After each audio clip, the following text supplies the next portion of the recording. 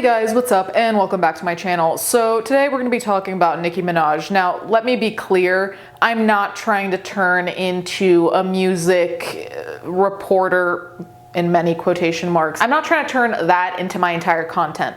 That being said, as a quick note about why there are two back-to-back videos relating to music. So I did mention Doja. Because I mentioned Doja, people are like, well, what about Nicki Minaj? The last time I talked about Nicki Minaj was at some point in 2020, I believe. And people are like, okay, well, there's a lot to be said there.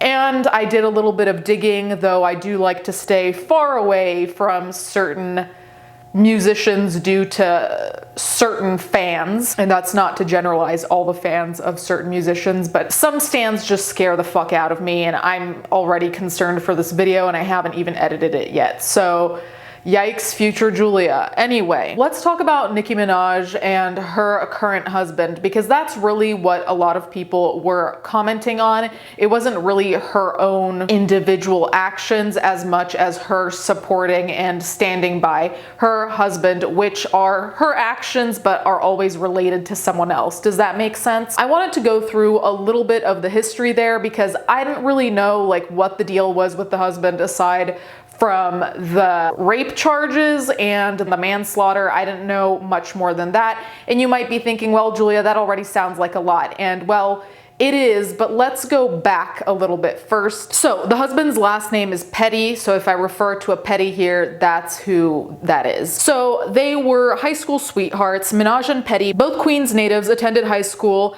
at the prestigious La Guardia High School in New York City, which specializes in creative arts. Minaj confirmed on Chance the Rapper's song that she met Petty as a teenager. I met my husband when I was 17 out in Queens, blah, blah, blah. Lyrics, but they did meet when she was 17, she says here, but later on it seems like it was 16. So I'm not sure what the inconsistency is there. It might just be about intricacies of when you meet someone versus when you start officially dating or when you officially call each other boyfriend, girlfriend. I don't know, but I noticed that discrepancy. Minaj actually started dating Petty when she was 16, according to TMZ, calling him one of her first loves. It was around this time that Petty first got into trouble when he was convicted of first-degree rape in '95. Minaj has since defended him, saying that Petty was dating the victim and the charges were brought by the victim's mother, who didn't approve of their relationship. Petty had to register as a level 2 sex offender in New York in response to the conviction. Later in 2006, he pled guilty to first-degree manslaughter and served 7 years of a 10-year prison sentence. I really do think that people can be reformed to a certain extent, but I also think that pertains to particular crimes. When you're a sex offender, in my book, that shit you can't fix.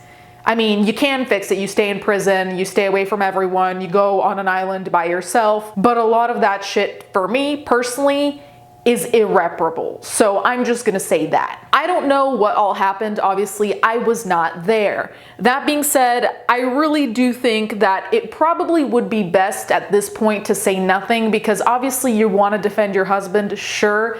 But if you're gonna try and discredit someone's claim that they were assaulted, raped, whatever, just because they were in a relationship with someone, that's not only a very weak and unempathetic argument, but have we heard of domestic violence? Have we heard of domestic abuse? Just because you marry someone, just because they're in your house, it doesn't mean that all of a sudden it's impossible for them to abuse you, to violate your boundaries, all of that. So let's just leave that in the trash. Also, the first-degree manslaughter, I'm not gonna go into super detail about that, but I think just seeing these two instances, I would say we're getting kind of an idea of what this man was up to, and that's no good. Minaj's fans have vocalized their discomfort with Petty's past, but Minaj has been quick to clap back. On Instagram in 2018, Minaj responded to concerns about his rape conviction by saying, "He was 15, she was 16 in a relationship, but go off internet.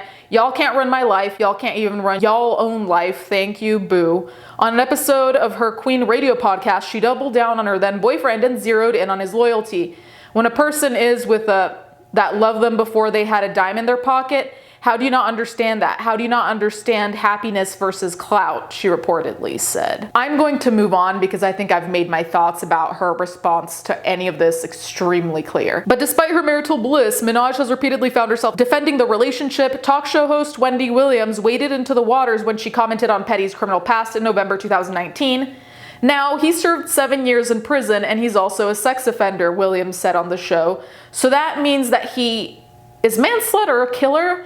Okay, so he's a killer and a sex offender. Well, Nicki, congratulations. Turns out Wendy Williams said everything better than I could have, so let's move on from that. Minaj quickly clapped back on her Queen Radio podcast saying, every time you mention him, you feel the need to bring these things up. I didn't know that in our society you have to be plagued by your past. I didn't know that people can't turn over a new leaf. I didn't know that your viciousness and evilness was this deep-rooted, this deep-seated. Well, what I will say personally, and I'm just gonna pace while I say this so I don't get too pissed off, when we're talking about forgiveness, it's really not for the sex offenders, okay? When we talk about forgiveness, it's for you being a bitch to your friend in high school.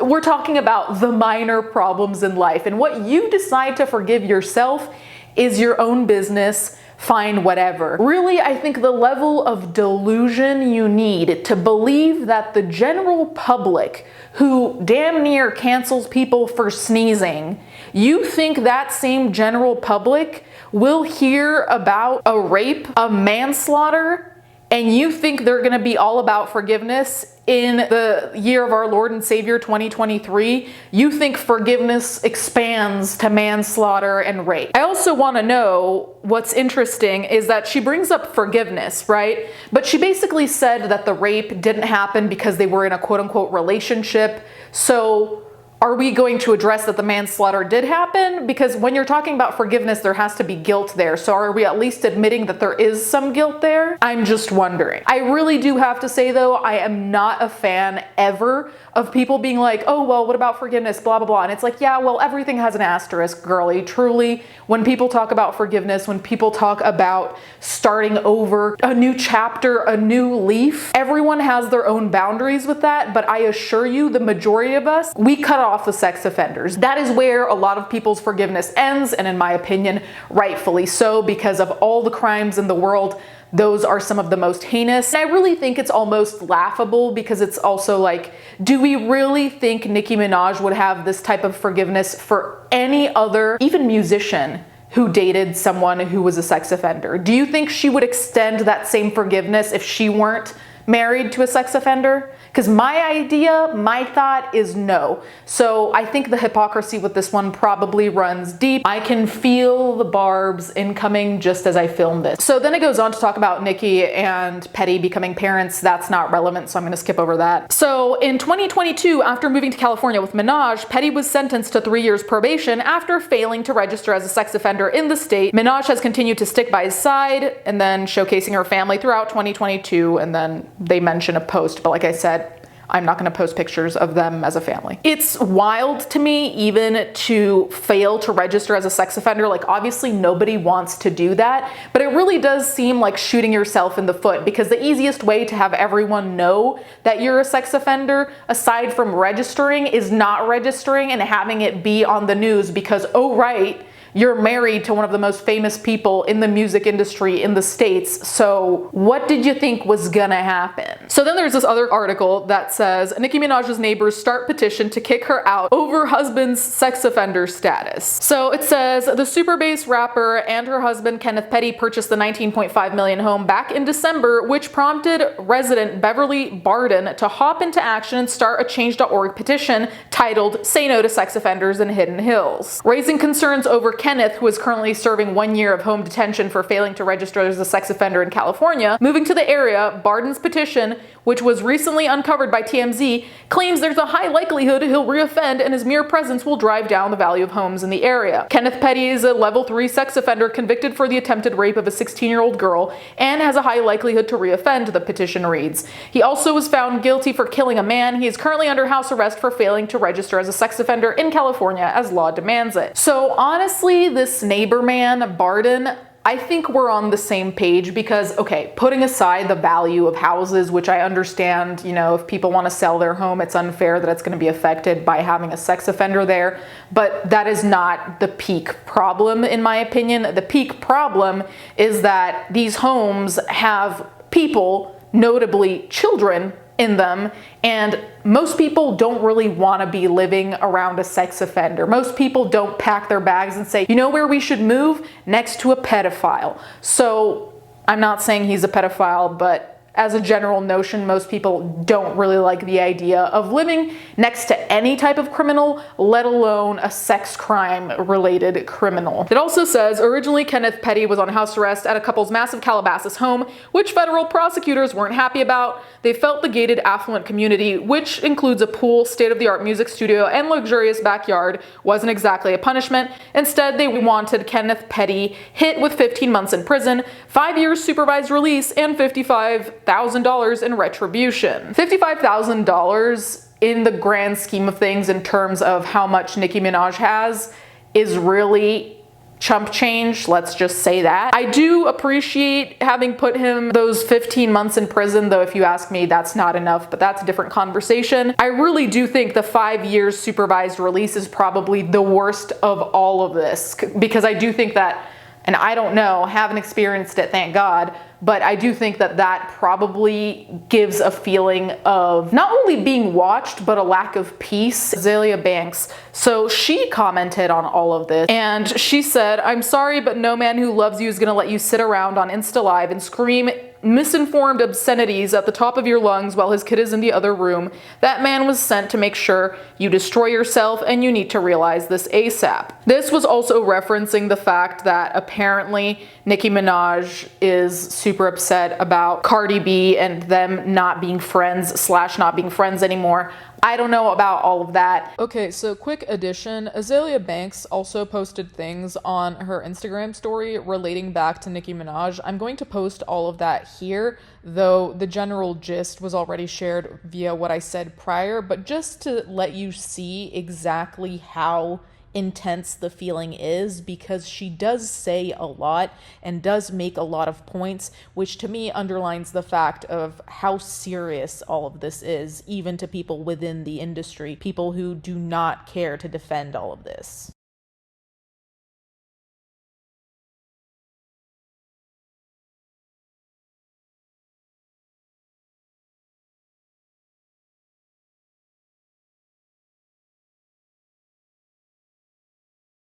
But I do think it's interesting that we're seeing a lot of female musicians having people turn against them actively. And in this case, and in Doja's case, to me it makes sense because these are not petty, get it, little things. These are real life issues that are beyond canceling. So it's also funny to me that I see people being like, oh, people are trying to cancel Doja Cat. And it's like, no, and it's the same for Nicki Minaj. It's not canceling someone when you're asking them to respond to the fact that they're maybe dating abusers, maybe dating sex offenders, maybe dating murderers. Like, these are not cancelings, okay? These are problems. These are criminal records. Like, this is not the same as being mad about someone copying someone else's outfit on the red carpet. So this is really so outside of the norm of what canceling is, and I think that's the most upsetting thing, because when we talk about canceling, I really do think there is a lot to be said about fuck-ups people might have done 10 years ago that aren't major, and we can all decide for ourselves what is major and what isn't.